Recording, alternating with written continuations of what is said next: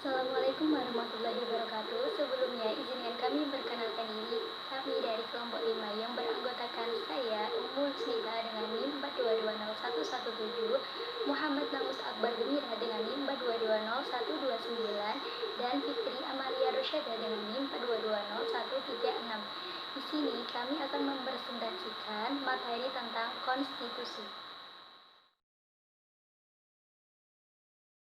Pengertian konstitusi. Menurut bahasa Inggris dan Perancis, konstitusi dapat diartikan sebagai suatu pernyataan tentang bentuk dan susunan suatu negara yang dipersiapkan sebelum maupun sesudah berdirinya negara yang bersangkutan. Secara terminologi, pengertian konstitusi dapat dipahami lebih luas karena semakin kompleks permasalahan, maka pendekatan dalam memahami konstitusi bukan hanya dilihat dari sudut pandang hukum, tetapi juga dari sudut pandang politik. Istilah konstitusi menurut para sarjana dan ilmuwan hukum tata negara terdapat perbedaan.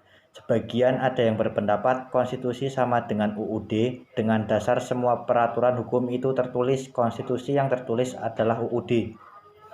Ada pula yang berpendapat konstitusi berbeda dengan UUD, dengan dasar tidak semua hal penting harus dimuat dalam konstitusi. Konstitusi merupakan hukum dasar suatu negara yang mempunyai kedudukan penting bagi sebuah negara karena dalam konstitusi itulah sistem ketatanegaraan negara diatur. Sebagai hukum dasar negara, konstitusi memuat materi sebagai berikut. 1.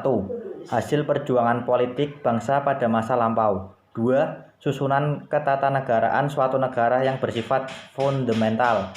3. Pembagian dan pembatasan tugas ketatanegaraan yang bersifat fundamental. 4.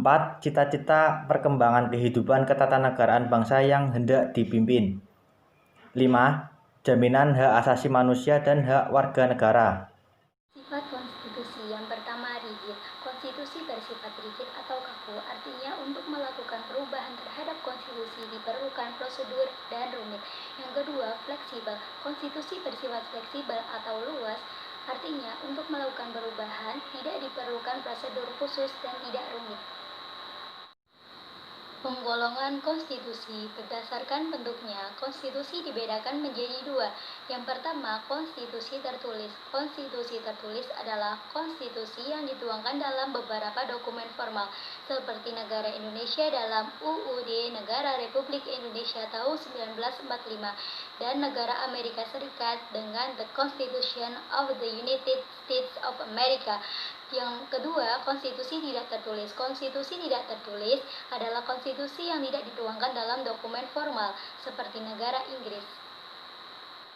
Konstitusi di Indonesia. Konstitusi tertulis di Indonesia yaitu UUD Negara Republik Indonesia tahun 1945. Konstitusi tidak tertulis di Indonesia yaitu Pidato Presiden Republik Indonesia setiap tanggal 16 Agustus. Perubahan konstitusi. 1. Perubahan oleh lembaga legislatif dengan pembatasan tertentu. 2. Perubahan dengan persetujuan negara-negara bagian. 3. Perubahan dengan referendum. 4. Perubahan oleh lembaga yang sengaja dibentuk untuk melakukan perubahan. Sebab-sebab terjadinya perubahan konstitusi. 1. Undang-undang dasar yang dirancang oleh BPUPKI ditetapkan dan disahkan dalam keadaan tergesa-gesa, sehingga menimbulkan banyak kekurangan dalam menjalankan praktek berbangsa dan bernegara.